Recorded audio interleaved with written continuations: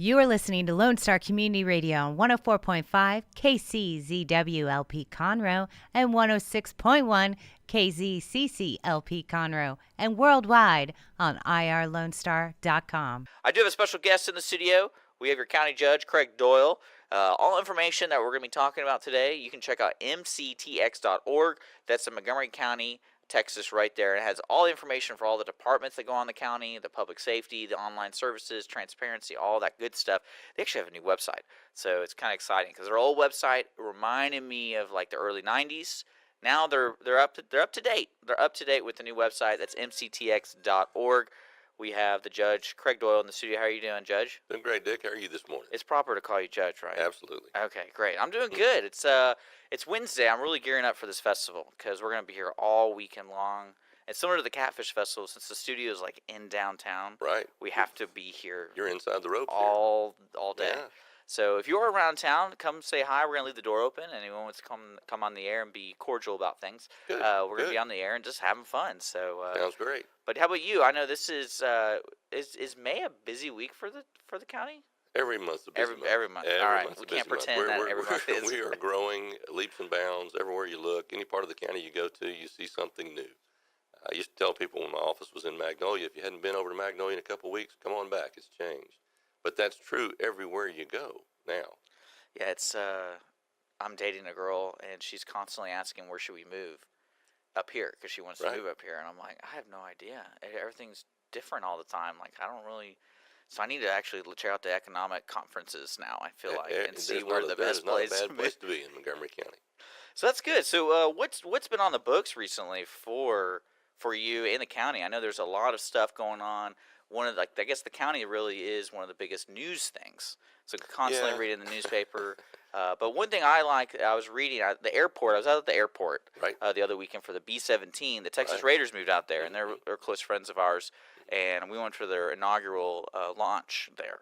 And it was a lot of fun. And I read something about you're planning on doing something, or you want to do something with the airport. Is that right? Did I read that right, or am I misreading? Because I know y'all extended it, right? Yeah. We've had several great improvements at the airport. About 3 years ago, we built the tower out there. Yes. There's a control tower when they come in. 2 years ago, a year and a half ago, I guess, we built the extension of one of our runways. We now have our longest runway at Conroe North Houston Regional Airport is 100 feet short of the longest runway at Hobby. So we can land the largest corporate jets that fly, get them in and out of there with a full load of fuel on a hot summer day, which was not possible before. Yeah. And then just this last year, we opened our customs facility, so we can bring international flights into Montgomery County. Yeah, because I didn't know that much about the airport too much, and when they were telling me how to get there through the back way, because we're broadcasting really early in the morning, and it was really cool to be around all those airplanes. It's almost like a car show, classic car show with airplanes. Oh, it's amazing. Every time I go out there, go out and have lunch, just watch the planes come in and out sometimes. It's really impressive to see some of the planes that come in and out of that airport. So yes, folks, if you've never been to the airport, go check it out. It's they redid kind of the main area. And then they had the Black Walnut there, right? Yeah, Black Walnut's there, You can see all the touch and goes and all that kind of stuff. Yeah, they have a lot of facilities out there. A lot of things happening. Black Walnut restaurants out there with Black Forest Ventures. Just a beautiful, beautiful FBO out there now, bringing in mostly corporate jets that come into that area. You see some of the military flights come in and out. The helicopter squadrons out there. So there's a lot of activity going on around the airport. Well, what would you say, moving on to kind of just the county itself, what do you expect being the biggest shift coming this year because we're almost midpoint 2017? Yeah, the biggest challenge we're going to have this year is our budget. The commissioners decided to offer a 20% homestead exemption for all homeowners in Montgomery County, which is huge. It'll impact our budget to the tune of about $28 million. So we've got to find a way to make cuts in our budget. We'll have new revenue coming in based on new growth and things that have happened over this last year.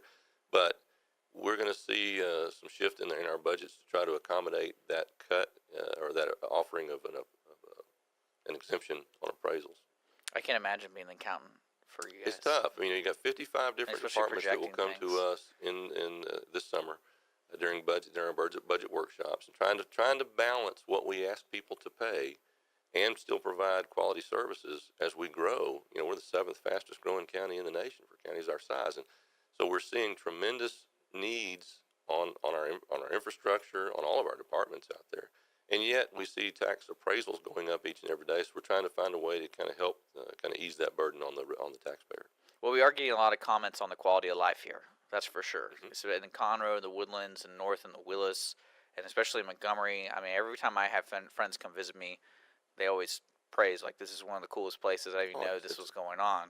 So it's going to continue doing that. And with you guys in charge, so you're going to be doing your budget. And outside of the budget, would you say there's anything else going on that you think the county can do a lot better on? Because I always imagine in a government role, no one really talks about what we already doing really well. What are we already doing really well, and what can we already improve what we're already doing well? Yeah, well, or maintain it at least. Everything that we do, we try to kind of step up a little bit. You know, when I first came to work for the county many years ago, we had miles and miles and miles of dirt roads out there across the precinct. There's very few dirt roads left in Montgomery County, very few.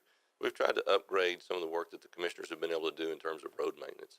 We've tried to enhance all of our programs. Recently about a year ago, hired a new forensic director. Went out and sought someone who would be really, really good that could move our forensics department to that next level. And so, in all positions, we're trying to do that. Our animal shelter, we've seen a substantial increase in budget there over what we had in years past. We've gone through a few directors out there. We've recently offered a position to a new young man. We'll approve that in court probably next Tuesday. Mr. Aaron Johnson will be coming on board as the director of our animal shelter. Comes with a lot of experience from BARC in Houston, about 11 years there. Brings a lot of energy. I think he'll be able to coordinate the volunteers, because the volunteers are the lifeblood of that facility. If we don't have people out there helping get those animals homes, we can only house so many of them in that shelter at a time. So trying to coordinate the volunteers and get those groups working together, I think he'll do a great job for us. Well, that's exciting to see that shift and into a more positive way. And then with that in mind, I know I also want to remind people about the animal shelter. I know they offer, you can go there and volunteer and do all sorts of things. You can walk dogs, bathe dogs. And when Aaron's coming on board May 23rd, he'll start, and I think he's going to probably try to put together some organizational effort there to make sure that the volunteers get trained and there's processes in place, and it'll be hopefully a little bit better organized, and make things really, really attractive for people to want to come and participate in the shelter. Well, folks, if you're interested in the animal shelter, they do have a Facebook group. I know that, or Facebook page that you can see, and they'll do announcements. Like I remember one of my favorite things is we were trying to figure out if we could walk the dogs, because you can walk the dogs there. And since the time changed, they had to shift the hours, and I didn't know that. And I learned that when we went there, and I was like, oh, well, that kind of stinks, but it makes sense. They don't want you out late walking their dogs. So, but they do have a Facebook page. That's how I get a lot of my information, through that way. Outside of the animal shelter and the airport shifting, because I like the airport. I really love the B-17s. That's what I was really entertained with. And then we have the budget stuff. I mean, that's a lot. That's a lot going on. Well, that's a start. There's always something. Yes. We're always trying to enhance what we do with law enforcement. You mentioned quality of life a while ago. That one of the things that makes our quality of life so key is the great job that our law enforcement personnel do.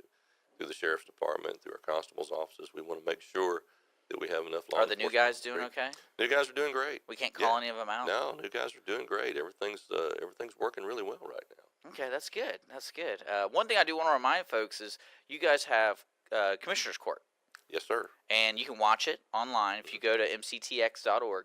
It's right. The way I found it was I just found your department, and I found the county commissioner's department. There's a little button. You can click here to watch now. I don't know if there's a camera on right now at the court. Is there? Let's see. I want to see this. There may be. It'd be a little scary. So. But you can actually watch all previous courts. Yes. And so that kind of stuff, if you have a question and you can get involved with, you can check it out. And also, do you invite people to the public? Is it a public court? Everyone can come, just sit down. Say I'm bored. Absolutely. And I want to sit down and eat some peanuts and watch you guys. Yeah, our next court is May 9th. It's next Tuesday, 9:30 in the morning. It's open to the public. We kind of jokingly tell people it'll be the most boring hour and a half you'll ever spend, or the best free show in town. Depends on who shows up that day. So, one question too, with that being open, is the agenda closed in a sense? Is it locked down? The only thing that the commissioners can discuss are items that are listed on the agenda. Okay. That are posted on the agenda. Now, we do have a period in there where citizens can come in and make comment, We give each person 3 minutes to make a comment about anything they want to comment about. Anybody. So Any- I don't have to tell you I'm coming and I'm No, really there. No, we just try to recognize people. We would prefer they sign up and let us Yeah. know. We have two segments there. One for people that want to talk about an item that's on the agenda. We have that at the beginning so they can express opinions about items on the agenda. I bet people do that. And then at the end, we have another session where they can express their opinions on items just in general. That way we don't tie up staff time that has to be in court because of agenda items. Okay. And so they have 3 minutes to express their thoughts. We can't respond to those thoughts or to their questions. We might direct them to another department head or to someone to talk to, but in court, if it's not an item that's on that agenda, we really can't respond to it. That makes sense. With that in mind, you've been county judge for how long? 2 years. 2 years. So 2 years and 3 months, 4 months. Okay, and this is going to be kind of, I guess, not a complicated question, but I'm just wondering, what do you see as a judge in the future of Montgomery County being an issue? Mobility. Mobility? Mobility. Are you talking about, like, they're always talking about the trains going through here? Or Well, are you no, talking I'm about... talking about more about people getting from point A to point B. Okay. In the county. In the Within county. the county. If you look at what's happening with the growth that we've seen just so far and the projections that we have, think about this, Dick. They're saying by 2035 we're going to be at 1 million people. We're at 560,000 today. So basically, in the next 15, 20 years, every car you pass today, double it. Every subdivision you go by today, double it in the next 15 or 20 I live years. off 2854, and I'm already kind of seeing it. Yeah, and so that's going to be an issue that we're going to be faced with going forward. Is the ability to get people from point A to point B as the numbers continue to grow. So it's critical that we look at new roads, road lane expansions, new projects all the time. Well, what's funny is I was reading a little bit about transportation, and people always ask, like, why don't we have a train style transportation here in Texas? And somebody basically outlined Brooklyn and Queens and basically New York, and it fits inside the loop of Houston. Right. And Big so I think I'm talking about the 610 loop. It's just folks. more sprawls, So, yeah. and I was like, yeah, that's why it's not a logical way to go right now, because we're continuously growing, especially Montgomery County is how big. Someone was telling me, I don't know if this is true though. They were telling me the city limits of Conroe is bigger than Austin. Probably the ETJ is. So if you look at the extraterritorial jurisdiction of Conroe, it covers a huge footprint of the county. One of the challenges we face here in Montgomery County is that we're 83% unincorporated. Most rapidly growing counties near a big metropolitan area in the Metroplex area or here around Houston, we get compared to Fort Bend County a lot. Fort Bend County's got the city of Katy, city of Sugar Land, part of the city of Houston that covers a big portion of their county. Conroe's the biggest city within Montgomery County, but 83% of the county is unincorporated, which leaves our sheriff's department and constables to patrol 83% of the county. Leaves the commissioners to maintain roads in 83% of the county. Most of the other counties, if they're at 50% unincorporated, it's a big number. So we face challenges that a lot of counties don't see out there. Well, do you see that being kind of different in the future for this county? Because I don't think that kind of number is always going to stay the same, right? No. People are always either getting annexed or incorporated or new. New things are coming. As the city of Conroe annexes out and expands, if the Woodlands were to incorporate at some point, it would change that. Not sure what's going to happen there, but again, accounting. I don't know who your accountant is, but it's just going to be a busy job. Well, it is, and facing those, that's one of the biggest challenges is finding the dollars to meet the needs, and we fund all of county government operations at a cost of about $50 per person per month. If you take our budget and divide it by population, it's about $600 a year per person, $50 a month. I want you to think about what you can get for $50 a month. Can't get a cell phone. Can't get cable TV with internet access. Can't get water and sewer and garbage pickup. But for $50 a month in county services, what you do get is the 7th largest sheriff's department in the state of Texas, 5 JPs, 5 constables, 5 county courts at law, 7 district courts, county attorney, district attorney, county clerk, district clerk, adult and juvenile probation, veteran services, animal control, mosquito control, convention and expo. Well, pretty much everything that goes on in this building across the street. Parks, all of it, yeah. Roads, are these everything. buildings, this whole area.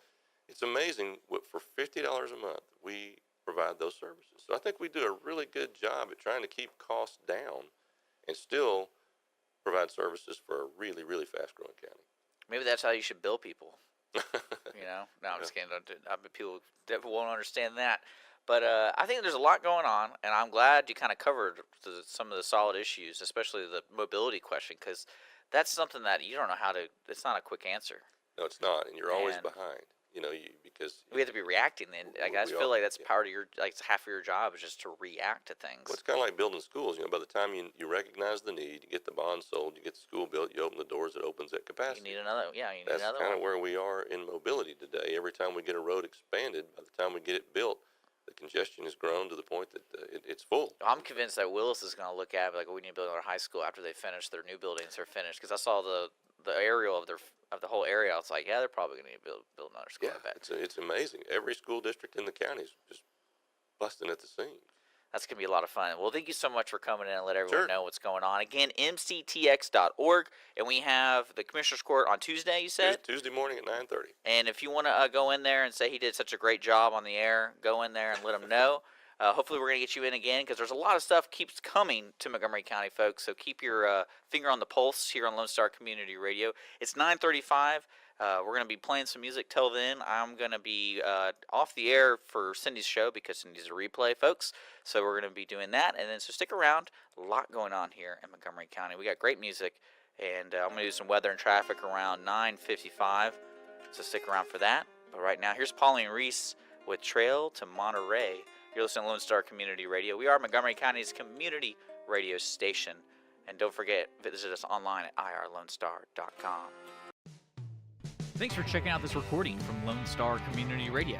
Lone Star Community Radio is Montgomery County's community radio station and broadcasted live from Conroe, Texas on irlonestar.com and Conroe's FM 104.5, 106.1. Interested in sponsoring this show, being a guest, hosting your own show? Then please visit us online at irlonestar.com and check out the Contact Us page. We want to say thank you to our studio supporters. Our traffic sponsor, Conroe Americana Music Festival at conroeamericanamusicfestival.com. For more information about the show, please check out the information below in the description.